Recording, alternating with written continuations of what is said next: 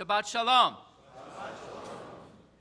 So if you, in your own minds, think about the most controversial decision handed down this week, was it perhaps the International Court of Justice declaring, okay, maybe Israel didn't commit genocide, but we're watching?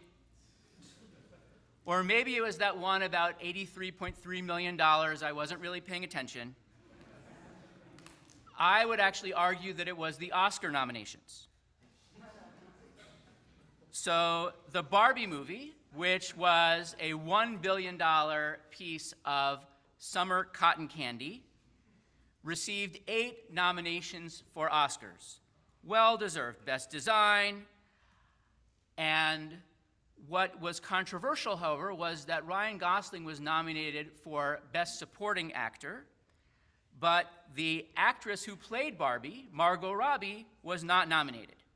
Now, here's the deal. If there is a movie, if you are playing the title of the movie, you should probably get something, right? So if the movie is called The Whale and you are the whale, you're the one winning the Oscar, right? If it's called Lincoln and you're the guy playing Lincoln, it's probably you, Daniel Day-Lewis, right? The Eyes of Tammy Faye, right? Or in Still Alice, it's Julianne Moore, right? The Iron Lady is going to get the Oscar. It's Meryl Streep. Well, Meryl Streep's going to get a nomination every year anyway, right? But what was surprising, right, was that the woman, the actress who played Barbie, Margot Robbie, didn't get nominated, nor, even though it was nominated for Best Picture and Best Adapted Screenplay, Greta Gerwig, the director, did not get a nod, was not one of the 5 nominated for Best Director. And of course, as you can expect, Twitter and TikTok, which are always known for their thoughtful analysis of complex situations, well considered, were abuzz with backlash and backlash to the backlash. And, that's sort of the irony of, this is a movie about how women have to try harder to get the same recognition, and what do you know? The women who tried harder didn't get recognized, and just Ken gets nominated.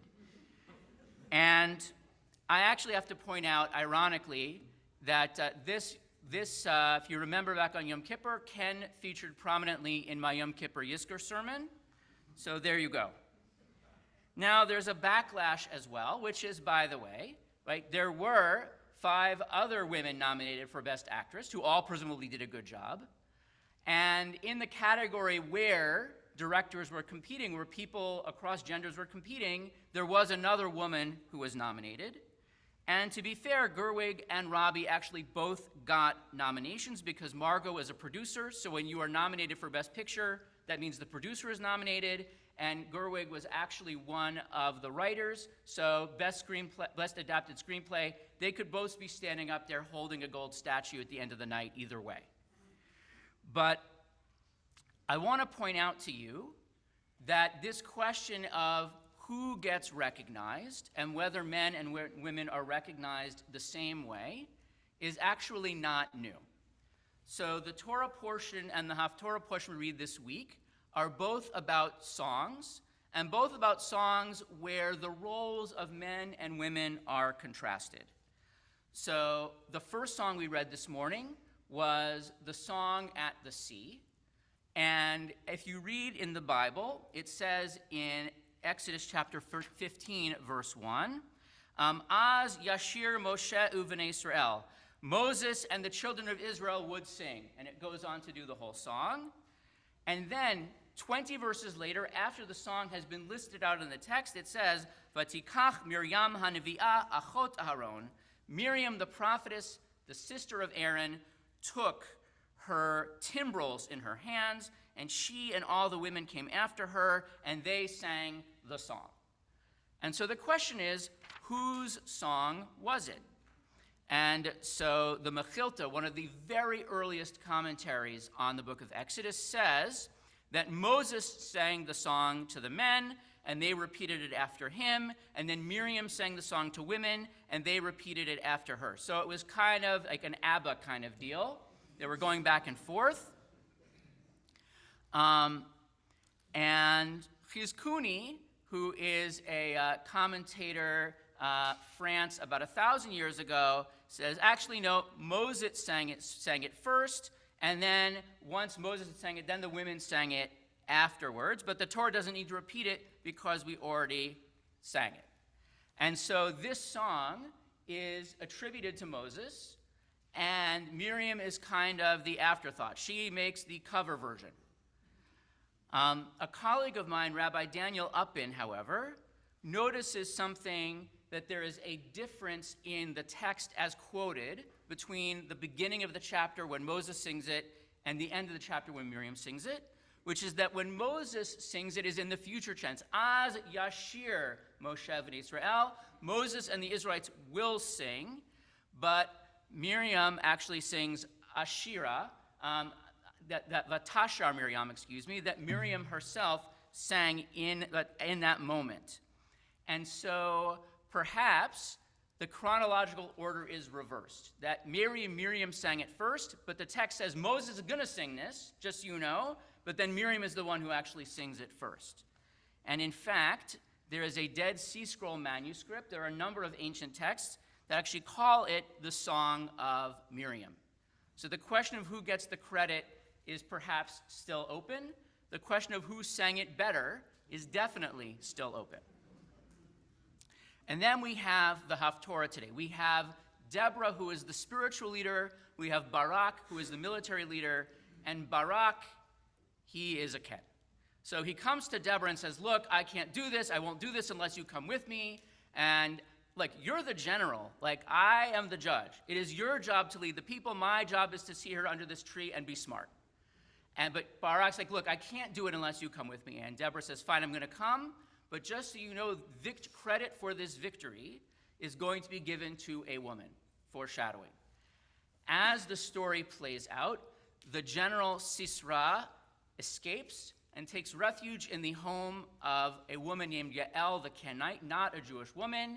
She uses various means to get him to fall asleep, and then while he is asleep, she takes a tent peg and stabs him through the head. So it is actually more basic instinct than anything else.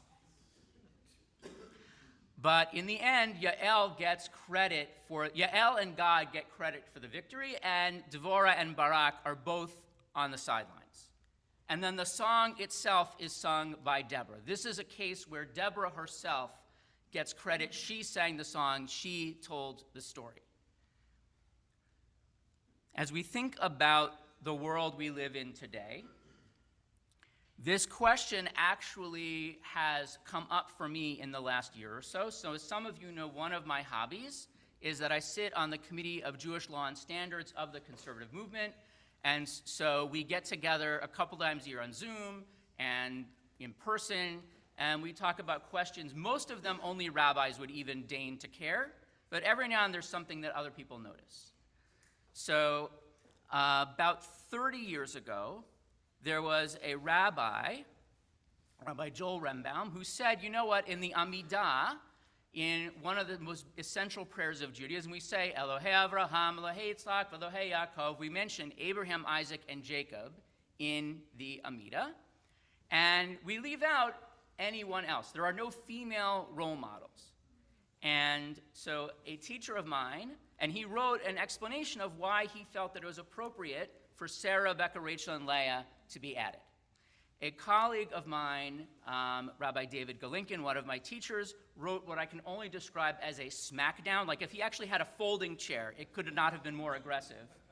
Response to this tshuva, explaining all the reasons why, look, this passage, it's based on a biblical verse, so please don't dismantle the biblical verse. By the way, there's a lot of other worthwhile people. Isn't David cool? What about Joseph? Solomon's a nice guy, right? Why shoehorn them in here, says Galinkin. And by the way, this is liturgy that's thousands of years old. And there it sat. And so, in conservative prayer books, you had a page A and a page B, a column 1 and a column 2.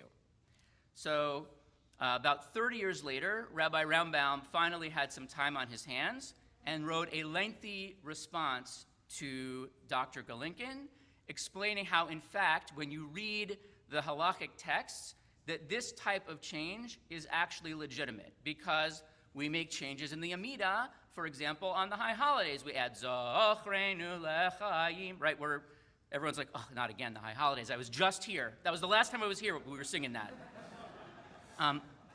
So for some of you, that's true, right? As far as you know, we always sing Zochreinu, right?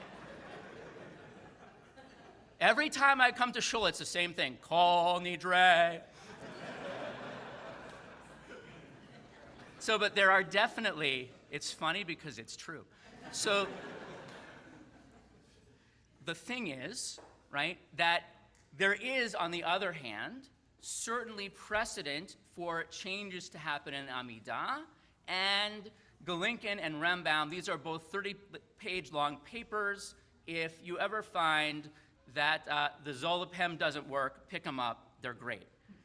But so the committee voted and overwhelmingly voted in favor of Rambam's second tshuva, saying not only that the imahot are permitted, but that in fact they should be the preferred option in conservative prayer books going forward. Now here's the part of this that will not surprise you.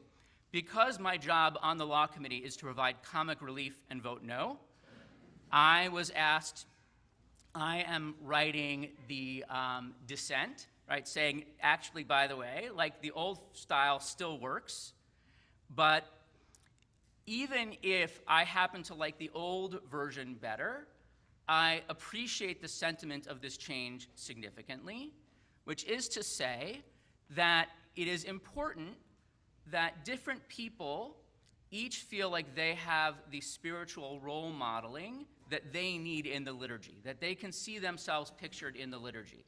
So I think we live in a world where men can see women as role models and women can see men as role models, but that's not always true for people. And if all your role models of men, you might not get the picture.